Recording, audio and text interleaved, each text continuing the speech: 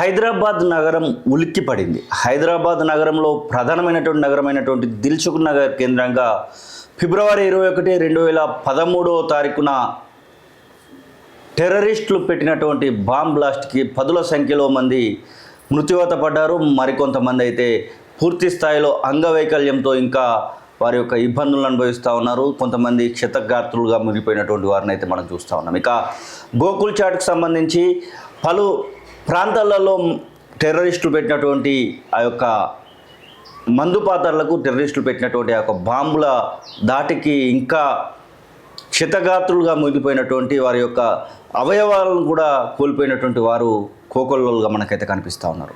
ఎట్టకేలకు హైకోర్టు ఆ నిందితులకు సంబంధించినటువంటి విషయంలో కీలకమైనటువంటి నిర్ణయాన్ని వెల్లడించింది. 5గురికి కూడా మరణశిక్షను విధిస్తూ నిన్న ఒక తీర్పునైతే వెల్లడించడం జరిగింది. ఇక ఆ సందర్భంలో ప్రత్యక్షంగా గాయపడినటువంటి ఆ సందర్భంలో అక్కడ ఉన్నటువంటి విక్టిమ్ రహీం, గోకుల్ చాట్కి సంబంధించినటువంటి రహీం, గోకుల్ చాట్ పేలుల విషయంలో గాయపడినటువంటి రహీం మనతో పాటుగా ఉన్నారు.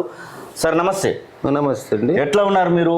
మీ యొక్క కన్ను ఒకసారి చూస్తున్నటువంటి వాళ్ళ కోసం అప్పుడు ఉన్నటువంటి పరిస్థితిని చూపించేటువంటి ప్రయత్నం ముందు చేస్తాను, ఆ తర్వాత మీతో మాట్లాడించేటువంటి ప్రయత్నం అయితే చేస్తాను. మనం చూస్తున్నాం ఈ కన్ను పూర్తి స్థాయిలో కోల్పోవడం జరిగింది. ఈ కన్ను అసలు లేనే లేదు. ఇప్పుడు ఇది ఒక డమ్మీ కన్నుతోనైతే కనబడతా ఉన్నారు. దాంతోపాటుగా ఇక్కడ మీరు చూస్తున్నటువంటి భాగం మొత్తం కూడా కొట్టేయడం జరిగింది. ఈ తల భాగంలో ఇంకా కూడా దానికి సంబంధించి ఆ యొక్క బాంబుకు సంబంధించినటువంటి అవశేషాలు ఇంకా ఈ తలలో ఉన్నాయని చెప్తా ఉన్నారు రహీం గారు.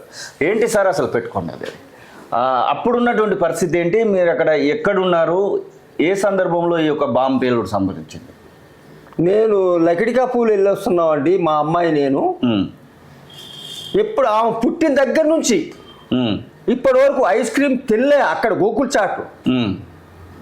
మా అమ్మాయి మేము ఆటోలో వస్తున్నాం లకిడికా పూలు ఫంక్షన్కి వెళ్ళి. ఓకే. మా చిన్న అమ్మాయి నేను గోకుల్ చాట్ రాగానే దాటి వెళ్ళిపోయినాం. గోకుల్ చాట్ రాగానే డాడీ నాకు ఐస్ క్రీమ్ కావాలా అంది. ఓకే. నేను ఐస్ క్రీమ్ కోసం వెళ్ళిన గోకుల్ చాట్ దగ్గరికి.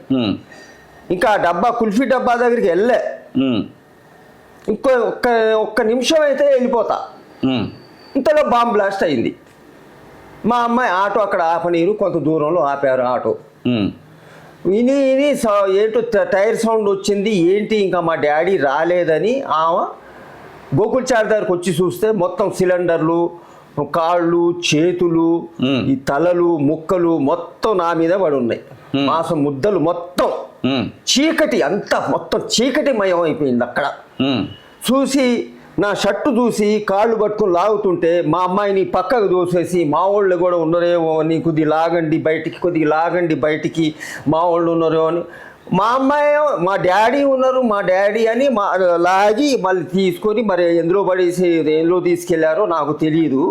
నేను స్పృహలో లేను. ఓకే. ఈ కంట్లోంచి మొత్తం బ్లడ్ పోయింది. బ్రెయిన్ ముక్క ఊడిపోయింది. బ్రెయిన్లోంచి బ్లడ్ పోయింది. ఎందులో తీసుకెళ్లారో తెలియదు. ఉస్మానియా తీసుకెళ్లారు, తీసుకోమన్నారు. ఓకే. గాంధీ హాస్పిటల్కి తీసుకెళ్లారు, తీసుకోమన్నారు. ఎక్కడ తీసుకెళ్ళినా ఇది సీరియస్ కేసు చాలా అంటే అప్పుడు యశోదాకి తీసుకొచ్చారు, మలక్పేట యశోద. అక్కడే అయింది ట్రీట్మెంట్ అంతా మొత్తం. అది గవర్నమెంటే పెట్టుకుంది అప్పట్లో. అప్పుడు నన్ను పరామర్శించడానికి వైఎస్ రాజశేఖర రెడ్డి గారు కాంగ్రెస్ గవర్నమెంట్ హాస్పిటల్కి యశోద హాస్పిటల్ మలక్పేట వచ్చి నన్ను పరామర్శించి 20,000 ఇచ్చారు, ఇల్లు ఇస్తా అన్నారు, ఫైనాన్స్ సపోర్ట్ కూడా ఉంటుంది నాది అన్నారు.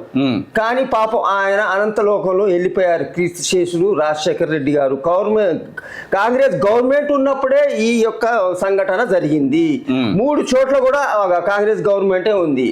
మక్కా మజీద్, కోటి, గోకుల్ చాట్, దిల్సుఖ్ నగర్, లుంబిని పార్క్, దిల్సుఖ్ నగర్.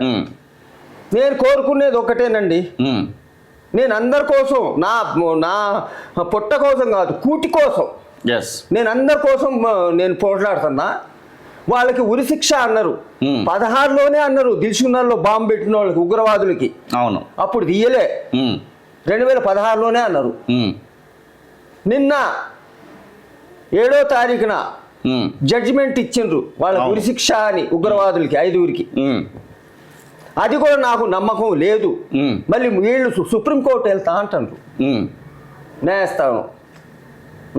న్యాయస్థానం సుప్రీంకోర్టుకి వెళ్తా అంటాను. క్షమాభిక్ష కోసం. నాకు చాలా అనుమానం ఉంది. ఇట్నే 3 నెలలు 6 నెలలు గడిచిపోతే వాళ్ళని ఇడిచిపెడితే ఏదో ఒకటి వ్యాపారం ఏదో పెట్టి బతుకుతారు కదా.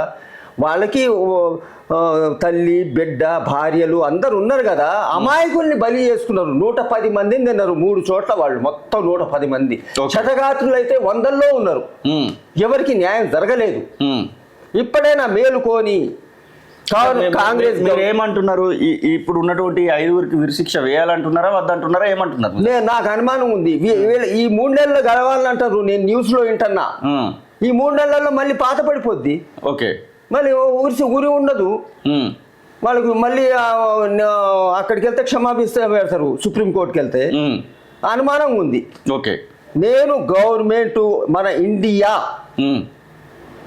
గర్వపడ్డట్టు వాళ్ళ ప్రాపర్టీ మొత్తం లాక్కొని ఏదైనా ఉందో వాళ్ళకు ఉంటుంది. ఆల్రెడీ ఉందో లేదో తెలియదు మాకు. వాళ్ళ ప్రాపర్టీ మొత్తం లాక్కొని బీదలకు పంచేయండి.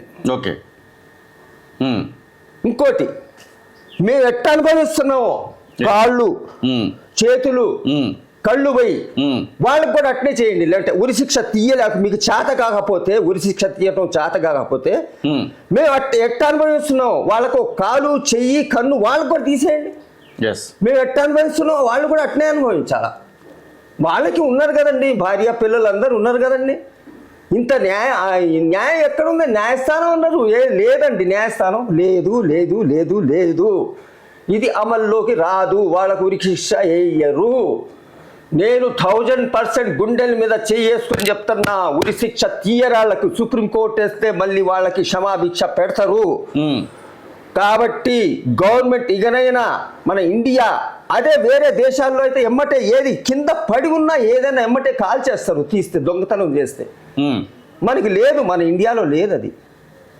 సౌదీ అటు అమెరికా ఎటైనా కానివ్వండి ఎమ్మటే కాల్చి పడేస్తారు అన్ని. అప్పుడు ఉన్నటువంటి పరిస్థితులలో మీరు ఇప్పుడు చెప్తున్నటువంటి వాళ్ళలో ఎవరైనా మీ చుట్టూ ఉన్నటువంటి అసలు మీరు అక్కడికి ఏ క్షణానికి చేరుకున్నారు? మీరు పోయిన తర్వాత ఎంత సమయంలో ఈ యొక్క పేరు సంభవించింది? అసలు నేను ఒక 5 నిమిషాల్లో బాంబ్ బ్లాస్ట్ అయిందండి. ఫస్ట్ లుమ్ని పార్క్, ఓకే, తర్వాత గోకుల్ చాట్. అక్కడ జరిగిన 5-6 నిమిషాల్లో ఇక్కడ గోకుల్ చాట్ దగ్గర జరిగిందండి. ఇక్కడ దిల్షుక్ నగర్ లో 7 తర్వాత జరిగింది. ఇక్కడ జంట పేలుళ్లే, అక్కడ జంట పేలుళ్లే. లుమ్ని పార్క్, గోకుల్ చాట్, దిల్షుక్ నగర్ లో కూడా జంట పేలుళ్లే. A1 బస్ స్టాప్ దగ్గర ఒకటి, నందిని హోటల్ అని ఉండేది ఆ హోటల్ దగ్గర మిర్చి అదే ఇది ఈ షాపు, ఇది మన ఇది ఏదే బ్యాంగిల్ షాప్ ఒకటి ఉంది కల్పన, దాని ముందు ఒకటి జరిగింది. ఓకే, కాబట్టి నేను ఒకటే కోరుకుంటున్నా, ఇప్పటికైనా మేల్కొని. మాకు నమ్మకాలు అయితే లేదు. సివి ఆనంద్ గారు గల్లీకి కెమెరాలు పెట్టారు. సిటీ అయితే సేఫ్గా ఉంది, ఇప్పుడు పర్లేదు, ఓకే, బాగుంది. ముందు ఏం జరుగుతుందో తెలియదు. నా కోరిక ఇంకోటి ఉంది, చెప్పండి. ఈ కోరిక నెరవేర్చలేదు. చాలా మంది పార్టీ వాళ్ళు, వేరు పార్టీ వాళ్ళు, వాళ్ళ నాయకులు మాటలకే కానీ చేతలకి ఎవరు లేడు. ఏ నాయకుడు ఏ పార్టీ అయినా సరే, ఏ పార్టీ అయినా. అసలు మీరు ఏం కోరుకుంటున్నారు? నేను ఇక్కడ స్తూపం నిర్మించాలి వెమ్మటే దిల్షుక్ నగర్లో. ఓకే, కోటి గోకుల్ చాట్ దగ్గర స్తూపం నిర్మించాలా. కొంతమంది రారు, అదే రోజు రారు. ఓకే, 2వ రోజునో 3వ 4వ రోజున వచ్చి పూలు వేసి వాళ్ళకి స్తూపానికి ఏదో చేసుకుంటారు కదా పూజ. ఏదో మా అబ్బాయి చనిపోయిందని ఒకళ్ళు, మా అమ్మాయి చనిపోయిందని అమాయకులు బలైపోయినారు మొత్తం. అవును.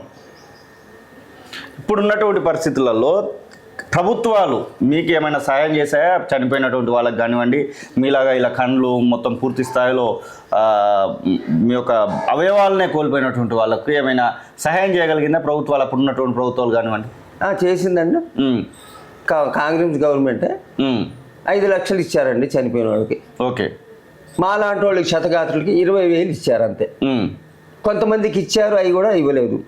సదాశివరెడ్డి పూర్తిగా మంచంలోనే ఉన్నాడు. ఓకే, ఎవరు అతను సదాశివరెడ్డి? ఎక్కడ గాయపడ్డాడు? సరూర్ నగర్, వెంకటేశ్వర కాలనీ, గోకుల్ చాట్లు గాయపడ్డాడు. ఎక్కడ గాయపడ్డా ఒకటే, న్యాయం కావాలండి. అది టెర్రరిస్ట్ అంతం లేకుండా చేయాలండి. వాళ్ళు టెర్రరిస్ట్ అన్నోడు ఉండకూడదు, ఎమ్మటే కాల్చి పడేయాల. నేను అదే నా కోరిక, అదే ఎమ్మటే కాల్చి పడేయాల వాళ్ళని. ఒకటి బాగలింగంపల్లిలో చంద్రనాయక్ అని ఉన్నాడు, లంబాడు అతను. అతనికి పింఛన్ ఇవ్వట్లేదు. ఓకే. ఏదో ఒకటి ఇవ్వాలా, గవర్నమెంట్ ఏర్పాటు చేయాలా. సదాశివరెడ్డికి కూడా ఇవ్వాలా. సింహాచలం ఒక అతను ఉన్నాడు, సింహాచలం, అతనికి పూర్తిగా కన్ను లేదు. కరుణాకర్ ఒక అతను, అతనికి కూడా 2 కళ్ళు లేవు. కాబట్టి వీళ్ళకి పింఛన్లు, బస్ పాస్లు, హెల్త్ కార్డులు. నాకు 4 ఆపరేషన్లు అయినాయి. హెర్నియా, ఓకే, అల్సరు, బ్రెయిన్, ఐకి సంబంధించింది కనబడుతుంది. అయి ప్రతి సంవత్సరం వేపిస్తుంటా 45,000. క్యాన్సర్, ఓకే, నా క్యాన్సర్ ట్యాబ్లెట్ ఒక షీట్ వచ్చేసి 4,500 అండి. 3 షీట్లు నెలకి 1,350 రూపాయలు. ఒక పింఛన్ పెంచుతా అన్నారు, ఇంతవరకు పెంచలేదు. అసలు మీ పింఛన్ ఎంత పెట్టారు? అప్పుడు ఎంతమందికి అప్లికబుల్ అవుతుంది ఇది? ఏమండి, మీ పింఛన్ ఎంతమందికి పెట్టారు? ఇప్పుడు అప్పుడు ఉన్నటువంటి ఈ క్షతగాత్రులకు ఎవరికైనా పింఛన్ ఇస్తున్నారు అంటున్నారు కదా, ఎంత పెట్టారు అసలు అది? అదే 4,016 ఇస్తుండ్రండి మాకైతే, వికలాంగులకి, ఓకే, దివ్యాంగులకి. మామూలుగా వృద్ధాప్య పింఛన్ అయితే 2,000 ఇస్తున్నారు. ఓకే, నార్మల్ పింఛన్, అది గవర్నమెంట్ ఇవ్వాల్సినటువంటి నార్మల్ పింఛనే ఇస్తున్నారు. పింఛన్ పెంచలేదు. ఓకే, మీరేం కోరుకుంటున్నారు? ఇప్పుడు నాకు అర్జెంట్గా, నాకు ఒక్కడికే కాదు, ప్రతి ఒక్కడికి న్యాయం చేయాలి. ఓకే, ఇప్పుడున్న గవర్నమెంట్ పింఛన్లు పెంచాలి. ఓకే, అది గత ప్రభుత్వం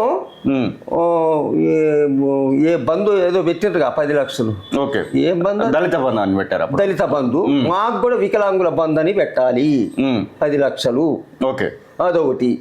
ప్రతి నెల మాకు పింఛన్ పెంచాలి, ప్రతి ఒక్కరికి పింఛన్ పెంచాలి. డబల్ బెడ్రూమ్లు రాసుకున్నారు, నేను వేలల్లో అడగట్లేదు, 100ల్లో. కొంతమందికి లేనోళ్ళు, నాలాంటి వాళ్ళు చాలా మంది ఉన్నారు.